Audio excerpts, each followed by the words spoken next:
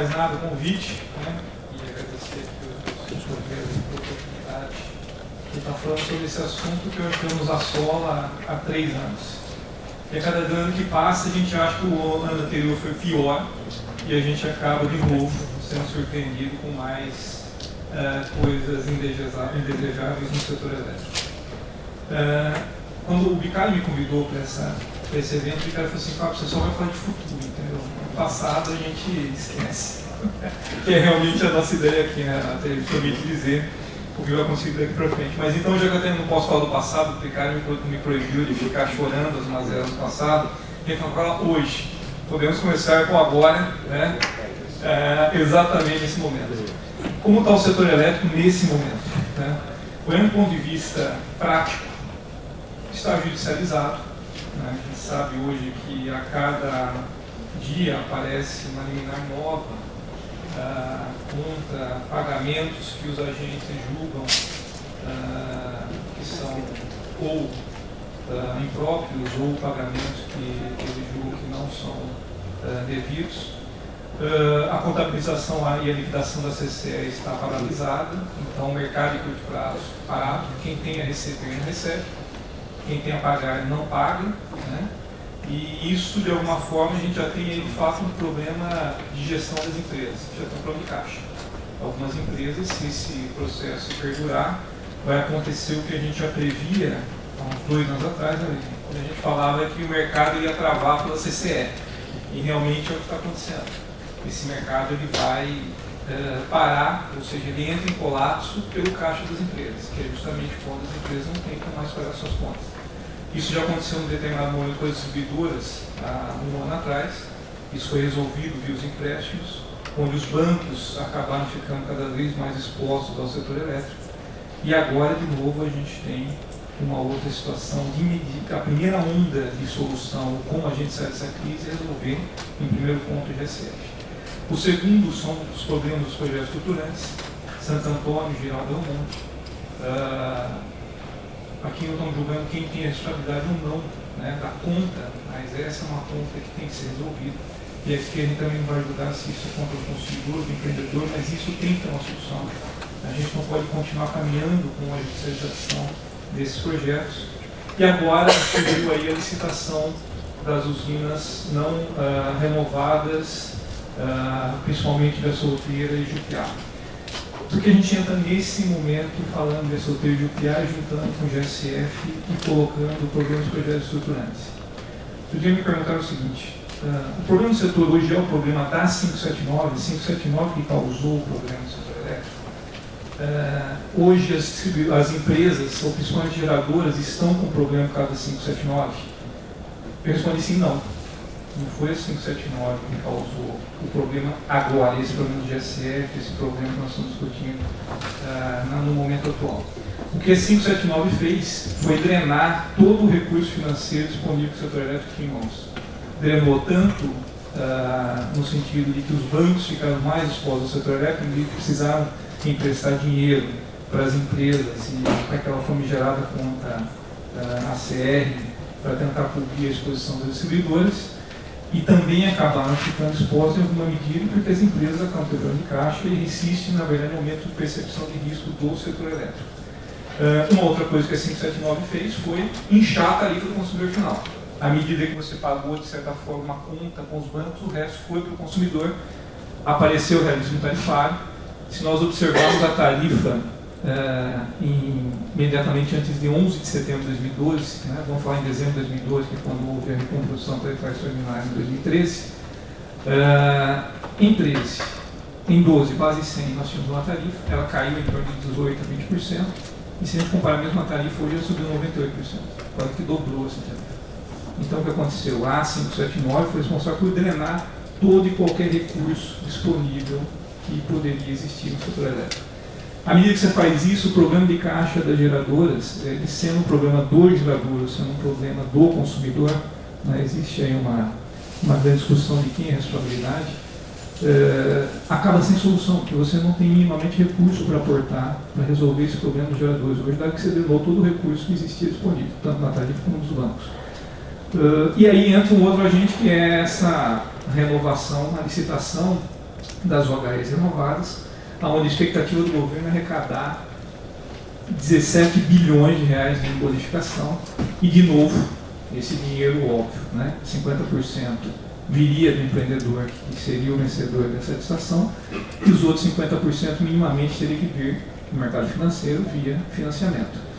Então, o primeiro diagnóstico que a gente faz é o seguinte: é muito dinheiro que está sendo, ou nós precisamos ainda de muito dinheiro para o setor elétrico, e esse dinheiro que é necessário para resolver o problema gerador está concorrendo agora com uma necessidade do governo de fazer uma licitação, arrecadar esses 17 bilhões para tentar fechar as contas do governo. Então existe uma concorrência entre ajuste fiscal e a solução do setor elétrico. Então, o problema hoje é o seguinte: dinheiro. O problema hoje é recurso financeiro. Eu acho que ajustar a tarifa, se o consumidor tem capacidade de pagar, se é ele que tem que pagar ou não, virou, na verdade, um problema de segunda ordem. O problema de primeira ordem é realmente dinheiro. A gente acaba chegando à conclusão que você não tem mais onde angariar fundos para resolver essa questão. E uma vez que você não consegue financiar as empresas, minimamente as geradoras, esse processo de GSF, o processo de GSF gerou um problema que hoje é quase sustentável. A ANEEL fez algumas sugestões, colocou em audiência pública uma solução que basicamente ela é inviável também para o gerador. Então, se a gente falar como a gente sai, Renato, dos problemas do setor elétrico, hoje é arranjar fundo para o setor elétrico. Basicamente é isso. O resto, como vai fazer? Se o GSF vai ser resolvido pelo consumidor, essas coisas, eu acho que o setor em algum momento ele vai conseguir encontrar o caminho. O problema mesmo é a questão de recursos financeiros. Passada essa primeira onda, que já é um desafio, eu acho, brutal, né? E aí tem que haver um pouco do reconhecimento do governo, no auxílio do governo em resolver essas questões, vem como a gente, após essa crise de curto prazo, como a gente reergue o setor elétrico de novo, ou como a gente leva o setor elétrico novamente para um patamar mínimo de estabilidade. A primeira coisa que eu acho que a gente sentiu já com o MP579, que é uma crise, ou até quando a gente começou a revisão do modelo do setor elétrico na 10848, é uma crise de governança do setor elétrico, né?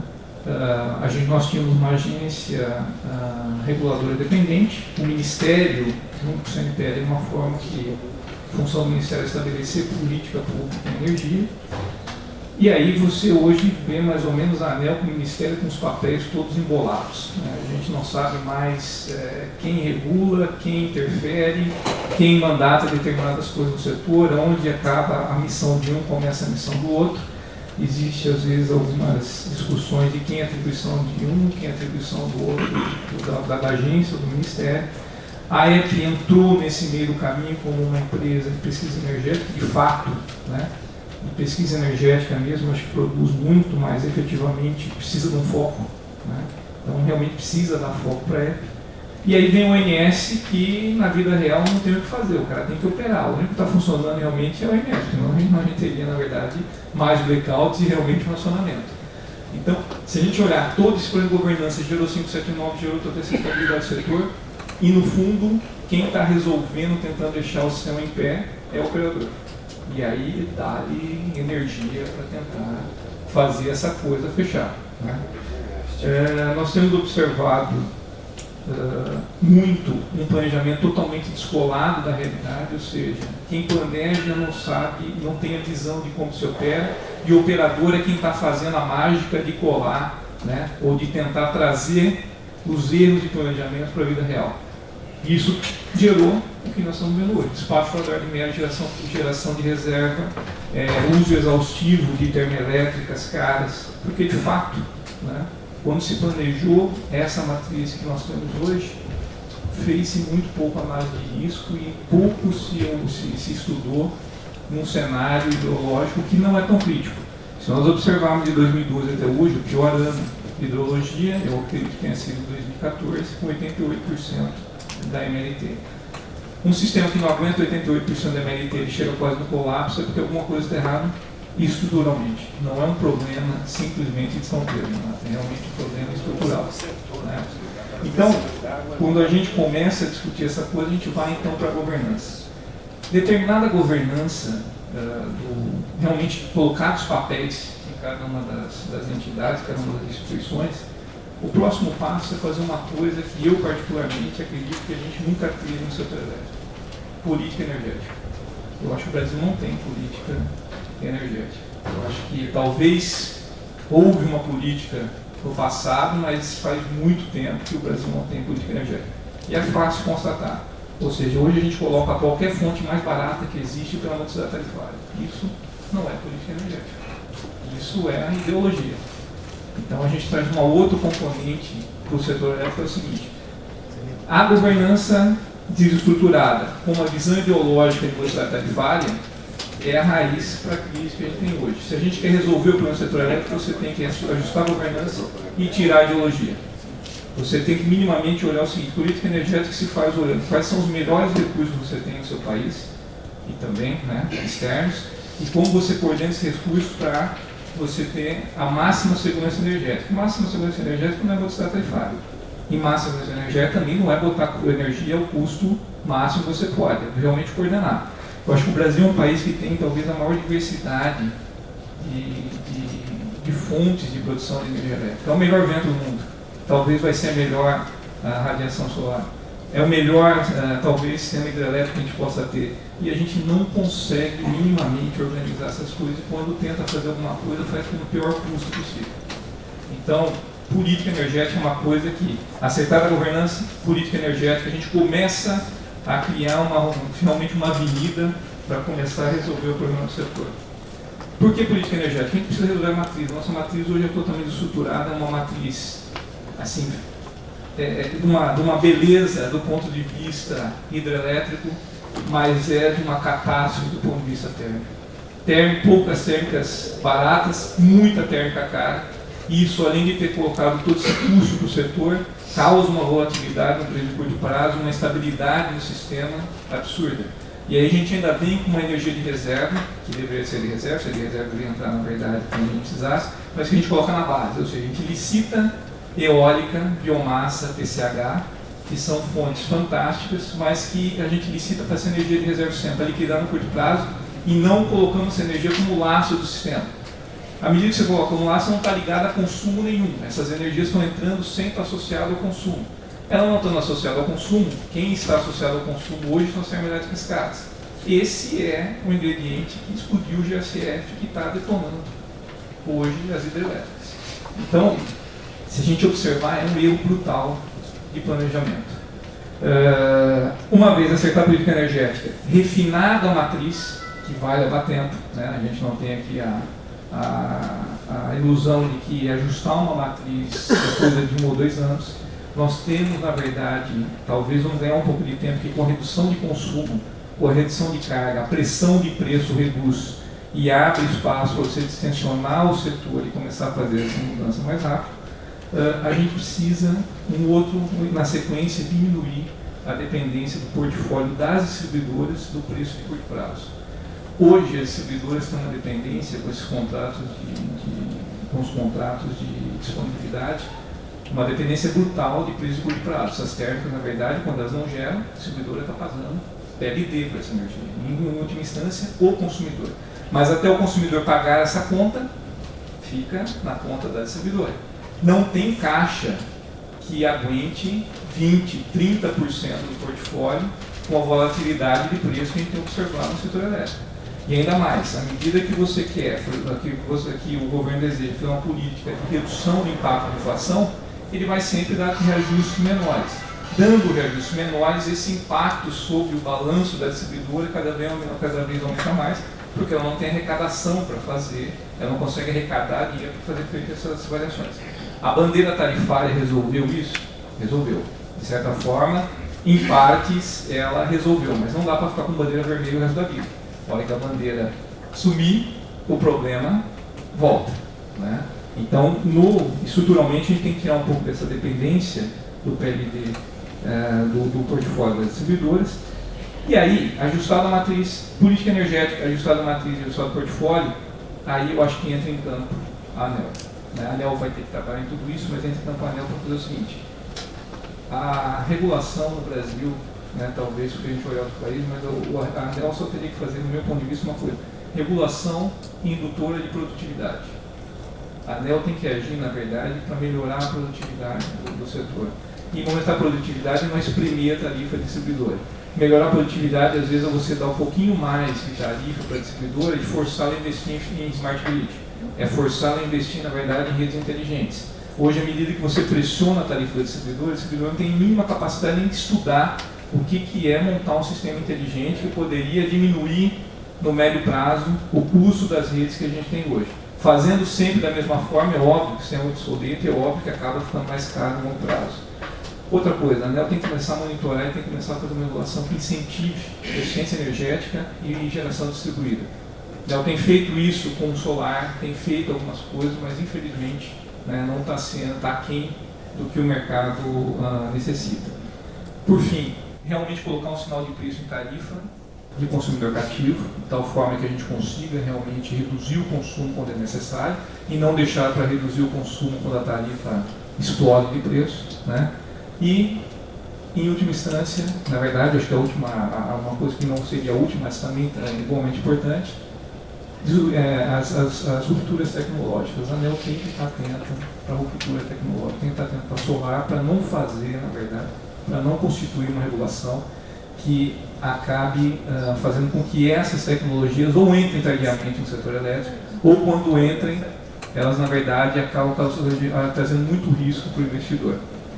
Depois que a gente fez isso, a gente reviu a governança, pensamos numa política energética, trabalhamos a matriz, a ANEEL com uma regulação que seja indutora da produtividade. Eu acho que aí a gente começa a mudar, tem base para mudar o modelo do setor elétrico. Se a gente pensar o seguinte, dá para mudar o modelo do setor elétrico, a gente não tem nem estabilidade política para fazer uma lei para mudar o setor elétrico hoje. Então, hoje a gente tem que fazer, na verdade, microajustes até que a gente tenha uma estabilidade política para você passar uma nova lei do setor elétrico. E quando a gente pensa em novo modelo, a gente já chega à conclusão seguinte: esse modelo de expansão baseado na declaração das distribuidoras é um modelo que infelizmente faliu, né? Esse modelo, ele não pode mais, a expansão do setor elétrico não pode estar mais calcado na contratação das distribuidoras. Esse modelo foi muito útil, eu acho que a gente fez uma virada quando ele foi instituído, foi realmente em 2004. Os investidores não tinham o mínimo interesse em investir no setor elétrico pelo risco cambial, pelo risco de construção, por risco, na verdade, de crédito. Na verdade, nós tínhamos vários riscos em 2004 que PPAs de longo prazo resolveram esse problema, né? É só olhar lá atrás, óbvio, nós tínhamos uma crise em 2003, quando a gente, em 2002, 2003, ninguém queria botar dinheiro no setor, então a solução foi o seguinte: eu vou te dar um contrato de 30 anos e aí você entra nesse mercado. Ótimo, funcionou perfeitamente. Hoje, as distribuidoras passaram talvez por uma crise de sobre-oferta em 2012, um pouquinho antes de nós termos a crise, essa que nós estamos olhando aqui agora. Algumas distribuidoras tiveram uma sobre-oferta brutal e elas, na verdade, não tinham como repassar isso para a tarifa. Lembre-se que a distribuidora só pode passar 3% da sobra de energia para o consumidor final. Em 2012, a distribuidora está com 6%, comprando energia a 100, 120 reais por megawatt-hora e liquidando a 40 reais por megawatt-hora, entre 2011 e 2012. Era um risco que a distribuidora não recebe um centavo na tarifa e que ela tinha que arcar. Passou esse período agora, as distribuidoras se ajustaram. Hoje, com essa queda de mercado, tem distribuidora que já tem 10% de sobrecontratação. Então, a distribuidora não consegue dar conta do impacto do cenário macroeconômico no consumo. Então, não dá para contratar com 5 anos e não ter esse modelo, tá? Uma outra coisa que vai acontecer fatalmente é o seguinte: à medida que está entrando energia, a geração distribuída solar, o consumidor está começando a fazer essa opção de ter sua própria geração, a distribuidora não tem a mínima condição de fazer previsão do mercado para 5 anos. O cara consegue colocar hoje uma solar fotovoltaica em 2 meses, o cara implanta isso na casa dele. Como a distribuidora com 5 anos de antecedência vai saber quanto do mercado residencial dela vai ser solar e como ela faz essa previsão. E aí agrega-se a outra questão importante da geração solar, é que o consumidor faz net metering, ele pode injetar na rede e receber essa energia depois de 18 meses. A contratação da distribuidora é verificada a cada ano, então ele pode gerar no ano e compensar no ano seguinte. Então, como que foi a distribuidora nessa jogada de tentar fazer previsão de mercado com esse risco no portfólio dela. Né? Então, esse modelo de contratação, ele está fadado a morrer e a gente precisa começar hoje a já olhar uma alternativa. E aí a alternativa é o seguinte: primeira coisa que precisa acontecer, a gente, talvez uma das grandes, acho que o Luiz talvez vai comentar isso, mas uma das grandes problemas que a gente tem, não só da crise, mas ele é um problema recorrente do setor elétrico, é a formação de preço. A formação de preço do setor elétrico é uma formação de preço que inviabiliza a expansão no longo prazo, porque ninguém sabe quanto vai ser o PLD daqui 2 anos, 5 anos, 3 anos, nem na semana que vem a gente tem ideia de quanto é o PLD, né? Formação de preço baseada em modelo matemático, onde qualquer variação de oferta e demanda que você imputa dentro do modelo te dá uma variação muito grande, principalmente por causa da vazão. Então, a nossa formação de preço no Brasil, apesar dos modelos terem uma estrutura e ter uma tecnologia que ela é belíssima do ponto de vista acadêmico, realmente o Brasil tem um modelo de planejamento, né, que o Mário Veiga, né, trabalhou muito nisso, desenvolveu isso e tem uma beleza de metodologia, realmente é fantástico, mas ele é um modelo que não traduz mais a necessidade do setor em termos de formação de preço. Então o que a gente precisa fazer? A gente precisa realmente mudar, sair da formação de preço do modelo, a gente precisa realmente de uma formação de preço de mercado. Realmente os agentes têm que começar agora a colocar quanto custa e quanto os consumidores estão dispostos a pagar pela energia. À medida que você começa a criar mercado futuro de energia, criando mercado futuro de energia, você começa a desenvolver redes de produtos que podem fazer rede de energia no futuro. A hora que você começa a criar isso, você começa a ter liquidez, você começa a criar uma bolsa de mercado, e tendo uma bolsa de mercado é óbvio que é muito mais fácil precificar, facilita a expansão do setor, porque vai facilitar a financiabilidade, o financiamento desses projetos. Realmente você tem um preço que todo mundo entende. A volatilidade não é problema, volatilidade em qualquer mercado existe. Se a gente olhar mercado, né, minério, gado, qualquer coisa de volatilidade. O problema é uma formação de preço que ninguém consegue entender. Então o setor precisa ter uma formação de preço que o mercado realmente entenda. Feito isso, a gente destrava muita coisa no setor. Agora, dá para fazer isso hoje? Com toda essa sequência de coisas que a gente tem que fazer? Não. Né? É quase que utopia achar que a gente tira o New Wave do Decomp hoje, né? E vamos trabalhar com formação de preço por via de mercado. Continuamos a resolver todas essas questões da matriz. É maluquice tentar avançar muito. Avançar no sentido de realmente liberar esse mercado. Bom, tendo formação de preço, estrutura de rede, mercado futuro de energia consistente, aí o próximo passo é liberalizar totalmente o mercado. Aí é o último passo. Aí realmente você libera totalmente, porque realmente você teve um ajuste na estrutura inteira, você transformou realmente isso num mercado competitivo, um mercado onde existe conhecimento, existe tecnologia, existe mecanismo, e aí você libera. E o último passo é o seguinte: o Renato tinha comentado qual que é o tamanho do Estado. O último passo é dizer, privatizar o setor inteiro. Eu acho que não faz muito mais sentido o Estado ainda investir em energia elétrica. Talvez o Estado tenha que, de novo, continuar colocando os seus esforços em áreas onde a população, a sociedade demanda mais do que ter ativo em energia elétrica. Então, no meu ponto de vista, eu acho que esse processo ele só vai acontecer no final dessa cadeia, que é justamente quando você consegue valorizar esses ativos e o Estado consegue tirar mais valor desses ativos, porque o setor voltou para uma normalidade, voltou realmente para o mercado. Fazer qualquer coisa para discutir privatização, venda de ativos agora, é vender ativos com preço abaixo do potencial desses ativos. Tá? Então, Renato, basicamente é a minha ideia de caminho para sair do setor. Agora, eu não tenho a mínima ilusão de que isso só acontece se o Brasil também estiver bem. Né? O setor elétrico é um pouco retrato do que tem acontecido com o Brasil em todas as esferas. Se não houver, na verdade, uma organização das instituições, não só do setor elétrico, mas no Brasil como um todo, a gente não consegue acompanhar essa agenda. Essa vai continuar sendo, o setor vai continuar tendo agenda de curto prazo.